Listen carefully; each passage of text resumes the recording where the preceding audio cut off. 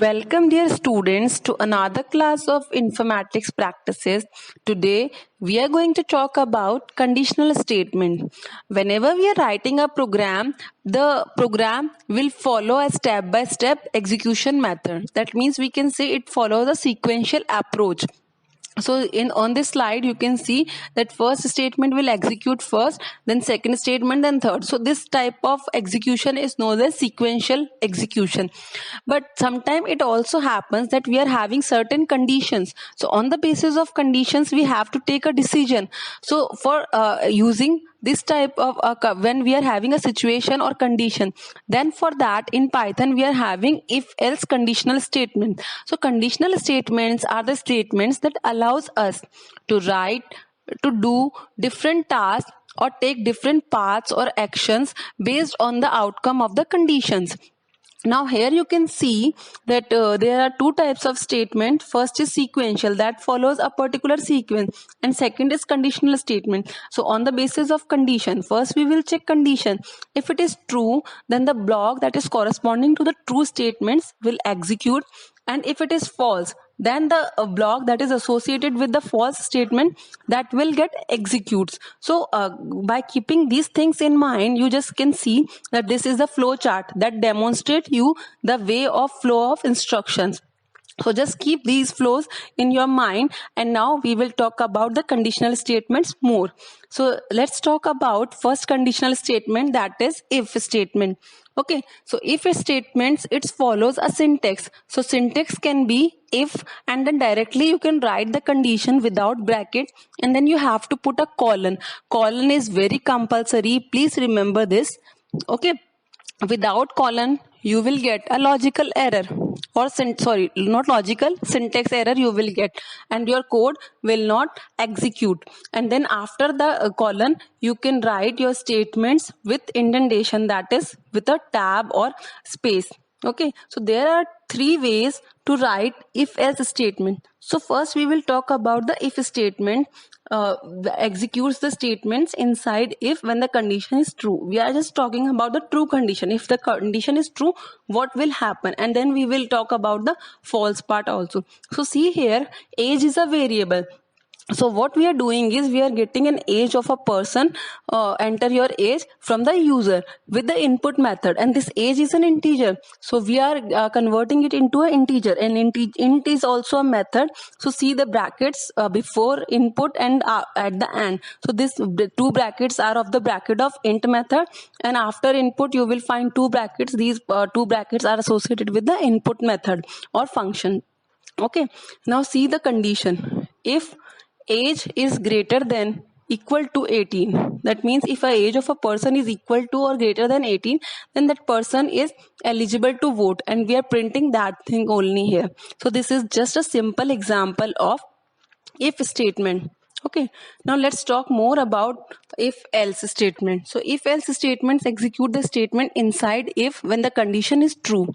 Otherwise it executes the statement inside else.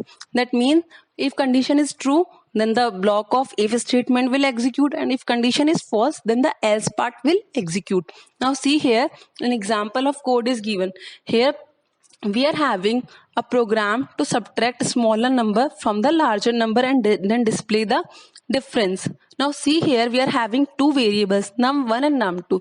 We are entering two numbers, enter first number and enter second number, and now we are checking if number 1 is greater than number 2, colon is also there, that is syntax. Okay, then we are just making an indentation space. Okay, so diff is a variable that is holding the difference of number 1 minus number 2. So if number 1 is greater, then difference will be calculated as number 1 minus number 2, and if condition is not true, that means number 1 is not true, then it will go to the else part, and in that else part it will subtract number 1 from number 2, and then in the last we are printing a statement that the difference of number 1 and number 2 is diff. That means this print statement is not the part of else block, it is not the part of if block, it is a separate statement. So if its condition is true, it will go to the true part, and if condition is false, it will go to the else part. And after at one time it will only go to the one portion, not in both the portions. Okay, and then after as per the condition it will just do the working and then print the difference. Okay, you can check this example in your IDLE. So first number is 5, so 5 is less than 6, so it will do 6 minus 5, that is 1. So difference is 1 here. Clear? Now let's talk about the some of the points that we have to consider writing the conditional statement.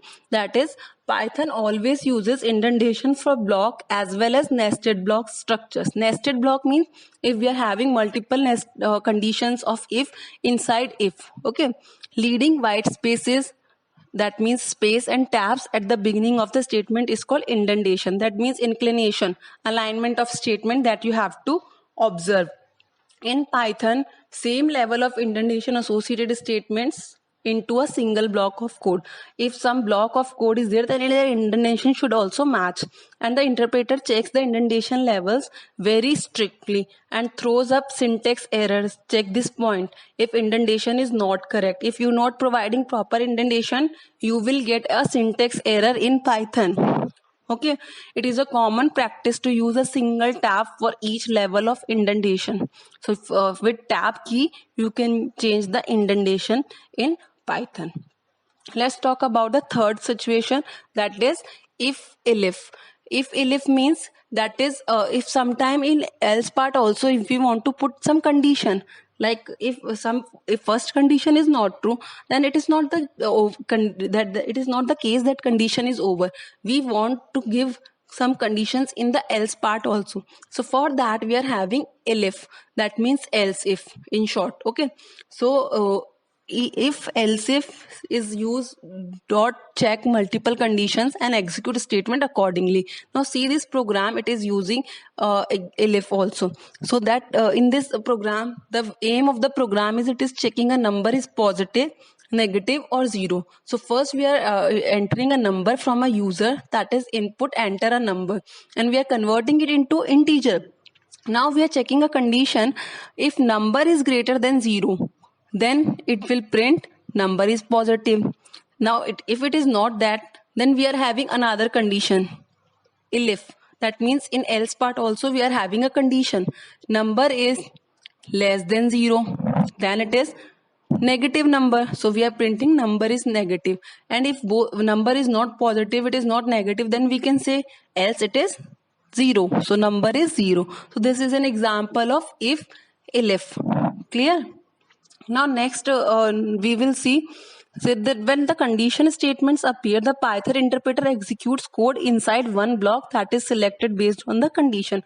Now number of elif is dependent on the number of conditions to be checked. If the first condition is false, then the next condition is checked, and so on. And if the first condition is true, other remaining conditions are skipped, or the corresponding indented block execute and the if statements terminate.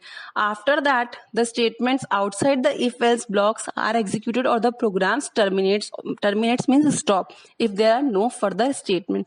So this is general instructions about conditional statement. Now let's see some of the programs examples that is depicting the if else statement. So first is we are checking a number whether the number is odd or even. So how we can check a number is odd and even? For that, first of all, you have to know the logic.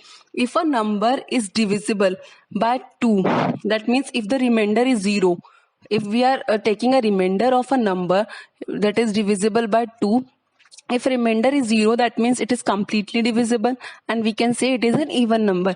And if remainder is not 0, we can say it is odd number. So this is the main logic behind even and odd. Okay, so see, we are taking a number from the user that is integer and we are converting it. Now we are taking a remainder of that number by 2. So if the remainder is equal to 0, we can print number, and then we are writing is even number. So you can check 8 module by 2, 2 4 is 8, so remainder will be 0. So that means 8 is an even number. And if you are taking 7, so 7 module 2 will give you 1 as a remainder, and 1 is not equal to 0, so that will go to else part and you can print the 7 is odd number. Like this you can check.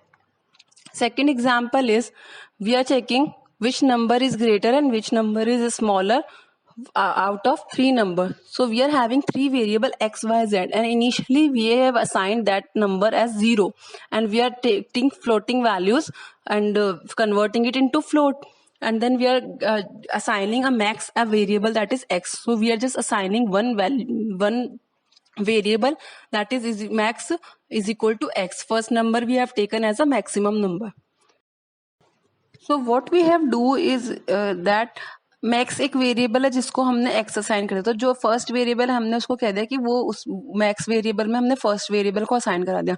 Now what we are checking is if y is greater than max then we are assigning max is equal to y. And if z is greater than max, then we are assigning max is equal to z. And then after that it will print the largest number is max. So you can check the output that suppose this 7.235.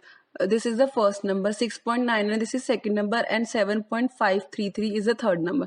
So suppose first number 7.235 is assigned as maximum number.